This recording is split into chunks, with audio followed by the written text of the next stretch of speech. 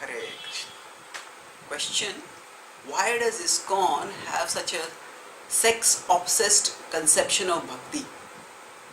I was born and brought up in a Vaishnava family, and after I was introduced to ISKCON, I found that the ISKCON books and the ISKCON preachers talk more about sex than about Krishna.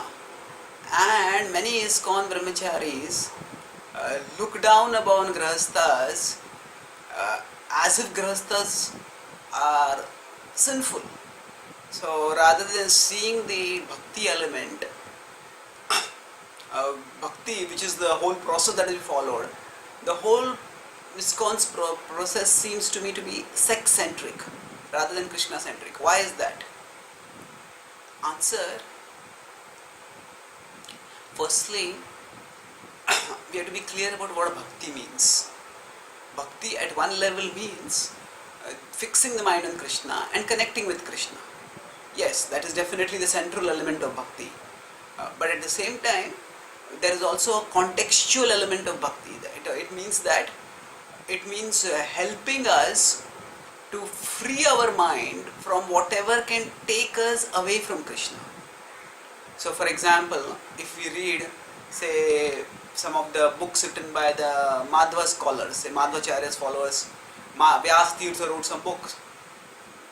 So when he, Advaita Kala, Nal and other such books, where he refutes Mayavad. Now they are so technical and so complex, the arguments within them, and you may not even, we see logic and scriptural quotation, and we may not see much direct Krishna over there. We may wonder over there, is it, why are you interested so much in bashing Mayavad? Why are you not interested in glorifying Krishna or Vishnu?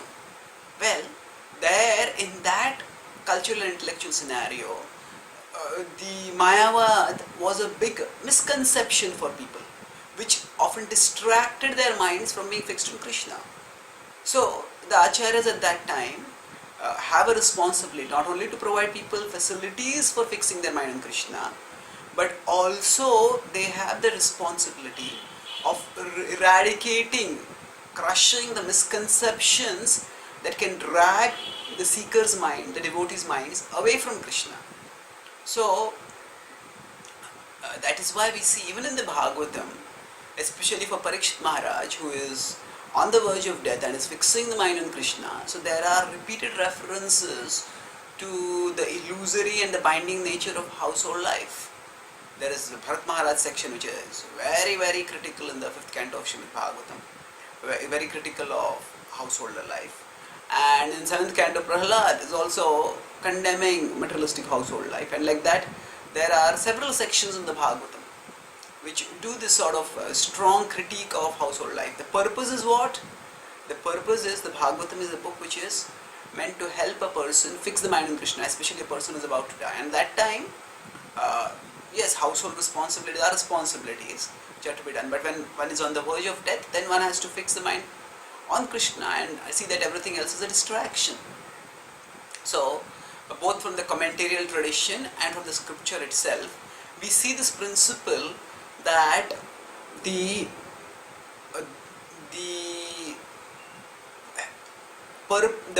fulfill the purpose of fixing the mind on Krishna, a subsidiary assistant purpose that is also needs to be served is to free the mind from the distractions that can take us away from Krishna.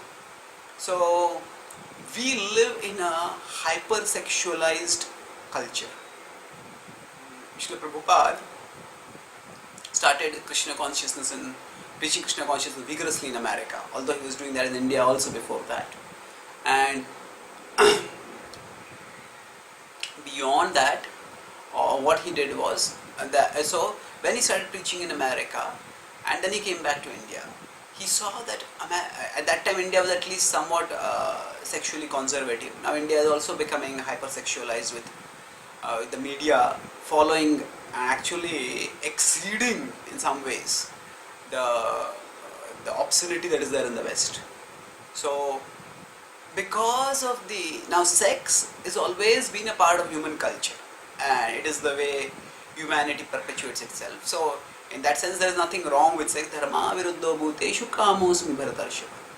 that that which is the sex life that is not contrary to dharma, that is sacred, that is a way to experience God.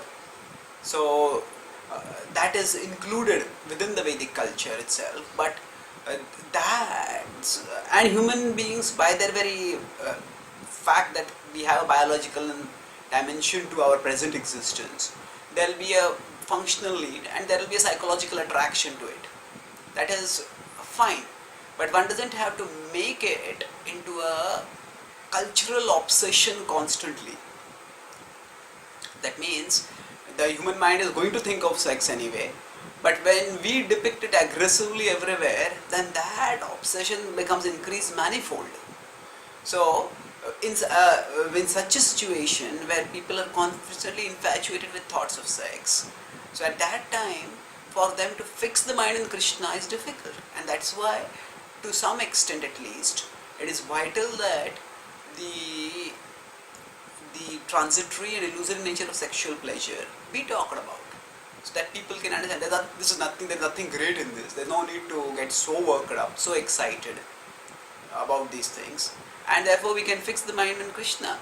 The Prabhupada also writes in the Bhagavad Gita purport, the purpose of marriage is to make the mind peaceful so that it can be fixed in Krishna. So the mind is hyper excited about sexual pleasure.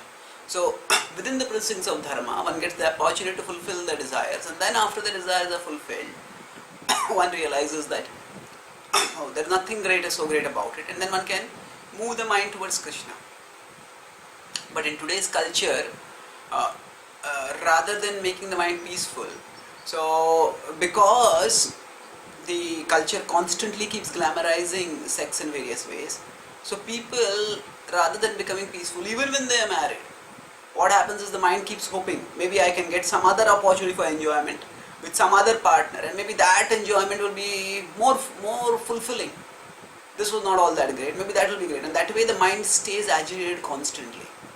And that's why it is the responsibility of the acharyas, following the scriptural and commentarial tradition, to help people counter the distractions that are keeping their minds away from Krishna. So the repeated references in Srila Prabhupada's books and in ISKCON classes to the transitory and illusory nature of sexual pleasure, they are meant to give us an intellectual impetus and to give us the determination, intellectual conviction, to turn our mind away from sex and to fix it on Krishna. So now it may happen that this can become excessive, and the whole process can become more negative than positive.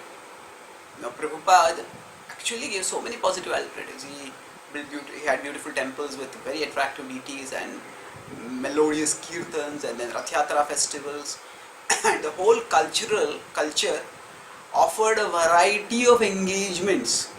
Now if we see the Krishna consciousness movement, then if we see it only based on books, we may feel that there is excessive emphasis on sex. But if we see it as a complete movement, in the books there is constant reminder, and then maybe in the classes also the reminder that okay, don't get too excited about this. But then as a whole movement, it offers so many ways practically by the devotional culture by which one can fix the mind on Krishna. So it is not that there is just negative hammering, don't do this, don't do this, don't do this. No, there is abundant facility for positive engagement that is there. And it is this positive engagement that will purify us and that will elevate us and that will free our mind from the infatuation. But if we are too infatuated, then we will not even feel inspired to get involved with the positive engagement. So therefore, to minimize that obsession, there is that infatuation, there is that reference to the illusory nature of these things. Now yes, if in some cases this has become excessive, then that is because of the specific individual teacher. There's a lack of balance in presentation, and this has happened unfortunately in ISKCON history, and it continues to happen in some places even today. That especially this whole principle is that whoever we are, we have to avoid letting the mind wander too much or dwell too much on sex, and we should get the mind to find its residence in Krishna.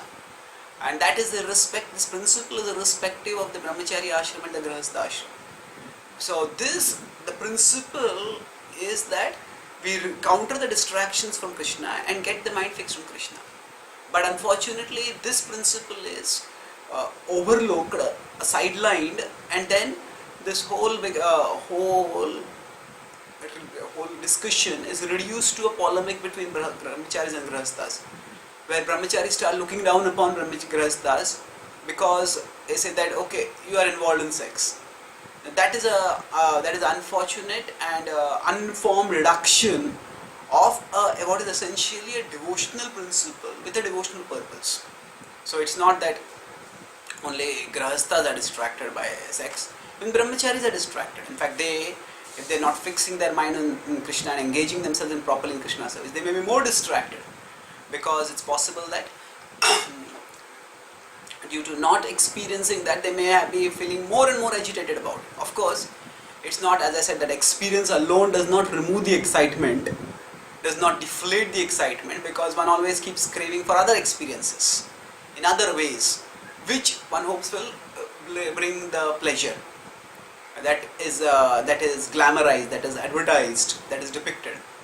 But anyway, the point is that if one is too critical, and if one finds that the presentation of bhakti is being reduced to a grahastha, brahmachari grahastha sort of battle, then one can just withdraw from that setting and one can find other devotees who give us a presentation of bhakti which encourages and inspires us in bhakti. So all of us ultimately, rather than judging whether others are right or wrong, we may or may not be mature enough, learned enough, realized enough to know what is the consciousness and the motivation of someone when that person is speaking something. But we can and we should know what is anukul for my bhakti. So if some devotees, we find them hypercritical and we find that their association doesn't inspire us in bhakti, then we can always look for other devotees whose association we find encouraging, and we can take care and help our bhakti be nourished in their association. So that as a practical measure we can always take. So as a philosophical point, we're not negatively sex obsessed. Rather, the society, that the culture that we live in is sex obsessed, and because there is a distraction because that becomes a major distraction from Krishna. So to help people dwell on Krishna and relish his attraction, what is a distraction also has to be exposed, and that is a time-honored philosophical principle that expresses itself in a particular way according to the contemporary cultural scenario. And regarding if specific hypercriticality is there, then that is unfortunate. That is because of individual preacher's lack of balance, and one can, rather than judging that person as wrong, which often one may not be well informed enough to do, and even if one is, one may not be in a position to correct that preacher, it is better that one finds that association of devotees which can inspire one to take to bhakti more enthusiastically and become more devoted to Krishna. Thank you. Hare Krishna.